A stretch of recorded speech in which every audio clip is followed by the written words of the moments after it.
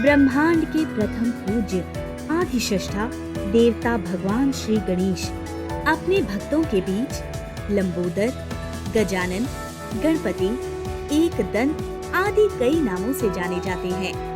एकदंत गणेश जी के 12 नामों में से एक है। इन्हें एकदंत क्यों कहा जाता है, इसकी अपनी एक कहानी है।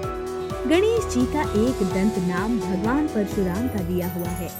भगवान परशुराम जी के पास भगवान शंकर द्वारा दिया गया अमोघ अस्त्र परशु है, जो भगवान शिव ने उनके पराक्रम से प्रसन्न होकर दिया था। उसी अस्त्र के प्रहार से गणेश जी का एक दांत टूट गया था। अपनी गलती का एहसास होने पर परशुराम जी ने वरदान स्वरूप गणेश जी को एक दंत नाम दिया था। भगवान शिव माता पार्वती के साथ दिव्य कैलाश पर्वत पर निवास करते थे। एक दिन माता पार्वती शिव जी से बोली, प्रभु, मेरी श्री राम की कथा सुनने की इच्छा है, आप मुझे उस कथा का श्रवण कराइए। ठीक है, किंतु जब मैं कथा कहूँ तो वहाँ कोई कोलाहल न हो। उस समय गणेश जी भी वहाँ उपस्थित थे। पुत्र गणेश, मैं तुम्हारी माँ को राम कथा सुनाने जा रहा हूँ। कथा को कोई विघ्न ना पड़े, इसीलिए तुम द्वार पर मेरा त्रिशूल लेकर खड़े हो जाओ। सावधान होकर पहरा देना, किसी को भी अंदर मत आने देना। जो आज्ञा पिताजी, मैं किसी को भी अंदर नहीं आने दूंगा। पुत्र, ये लो मेरा दिव्य त्रिशूल। जी पिताजी, आप निश्चिंत रहिए। गणेश जी महल के द्वार पर त्रिशूल हाथ में लेकर पहरा देने लगते हैं। उधर परशुराम जी कैलाश पर्वत पर जा पहुँचे और भगवान शिव के दर्शन के लिए सीधे कैलाश द्वार पर पहुँचे। वहाँ नंदी और शिव के गण द्वार पर खड़े पहरा दे रहे थे। मुझे भगवान शंकर से मिलना है, वो इस समय कहाँ है? हमें नहीं पता भगवंत, शायद माता पार्वती के साथ भगवत चर्चा में व्यस्त होंगे। तुम स्वयं शिव जी के गण हो और तुम्हें ये भी नहीं पता कि भगवान शिव कहाँ है? माता पार्वती के साथ भगवंत चर्चा करते समय प्रभु किसी भी प्रकार का विघ्न स्वीकार नहीं करते हैं। ऐसे में आप ना ही जाएं तो बेहतर है। तुम्हें पता नहीं है, मैं शिव जी का परम भक्त हूँ। उनकी आज्ञा से मैं उन्हें किसी भी वक्त मिलने आ सकता हूँ। मुझे रोकने वाले तुम कौन होते हो? ऐसा कहकर गुस्से में परशुराम जी वहाँ से चल देते हैं। कैलाश का भ्रमण कर शिव जी को ढूंढने लगते हैं। कुछ समय घूमने के बाद उन्हें एक महल दिखाई दिया, जहाँ एक बालक बाहर खड़ा पहरा दे रहा था। लगता है भगवान शिव इस महल के अंदर ही होंगे। मैं वहाँ जाकर उनसे भेंट करता हूँ। परशुराम महल के बाहर पहुंचकर गणेश जी को देखते हैं। प्रणाम आचार्य। चिरंजीवी भव। परशुराम अंदर जाने लगते हैं। रुकिए भगवान, आप अंदर नहीं जा सकते। मैं भगवान भोलेनाथ के दर्शन के लिए आया हूँ। मुझे उनसे इसी वक्त मिलना है। तुम्हें इतना साहस कि तुम मुझे प्रभु से मिलने से रोक रहे हो? आप इस वक्त उनसे नहीं मिल सकते। वे अभी कथा साधना में लीन हैं। साधना भंग होने पर वे बहुत क्रोधित हो सकते हैं। तुम कौन हो जो इस तरह मेरा रास्ता रोकने का प्रयास कर रहे हो? प्रभु तो अपने भक्तों का पालन करने वाले हैं। भक्तों को देखकर क्रोध नहीं बल्कि प्रसन्न होते हैं। मेरे रास्ते से हट जाओ। आप होंगे प्रभु के भक्त, मगर इस तरह से आप बिना आज्ञा लिए अंदर नहीं जा सकते हैं। बालक, अपना हट छोड़ो, मुझे भीतर जाने दो। तभी वहाँ शिव जी के गण और नंदी आ जाते हैं। प्रभु, ये गजमुख माता पार्वती के पुत्र गणेश हैं और ये शिव जी के प्रिय भक्त परशुधारी भगवान शिव के परम भक्त परशुराम जी हैं।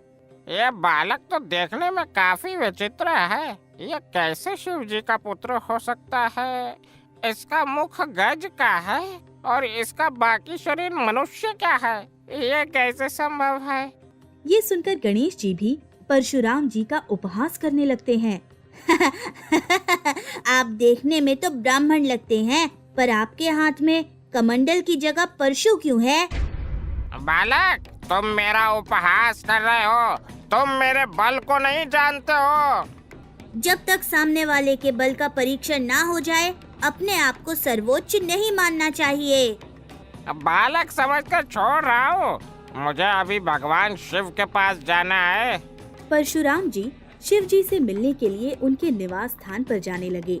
तभी गणेश जी ने शिव जी द्वारा दिए गए त्रिशूल को परशुराम जी के सामने कर उन्हें युद्ध के लिए सावधान किया। युद्ध के लिए ललकार देता है तो बच मेरे इस शस्त्र से। मेरे चलाए अस्त्रों से आज तक कोई नहीं बच पाया है।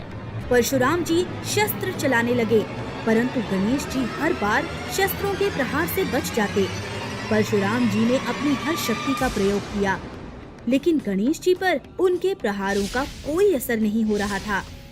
और शस्त्र चलाइए महात्मन, मैं आपको नहीं रोकूंगा।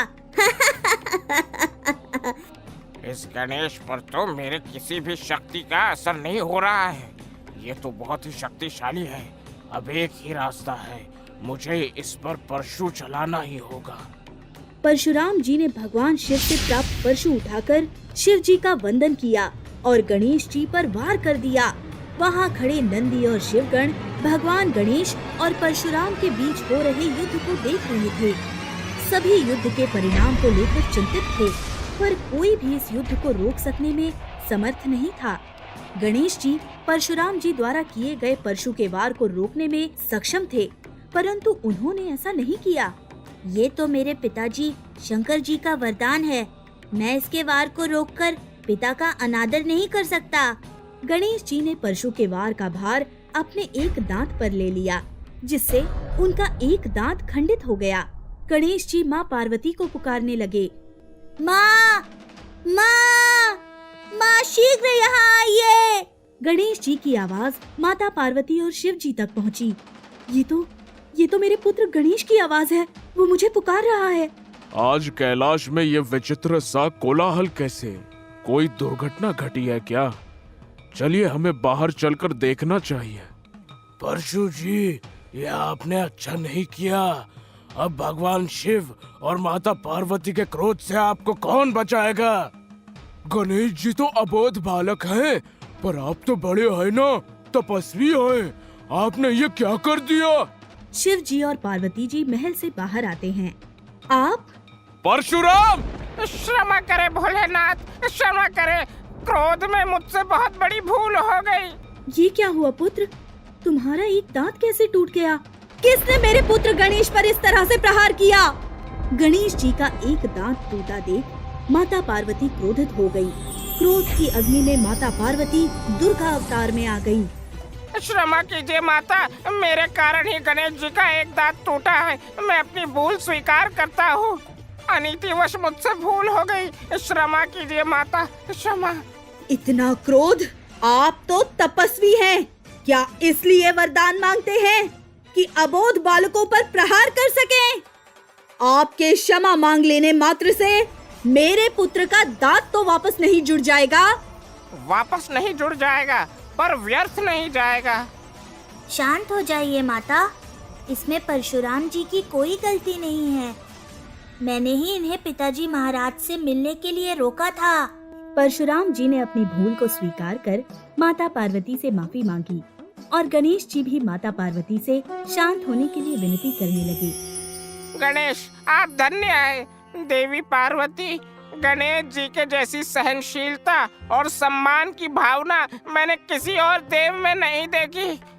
आप निश्चिंत रहिए, गणेश जी का खंडित दांत व्यर्थ नहीं जाएगा। इसे महान कथा महाभारत में लिखा जाएगा। गणेश जी ने दांत को कलम बनाकर वेद व्यास जी द्वारा रचित महाभारत का लेखन किया।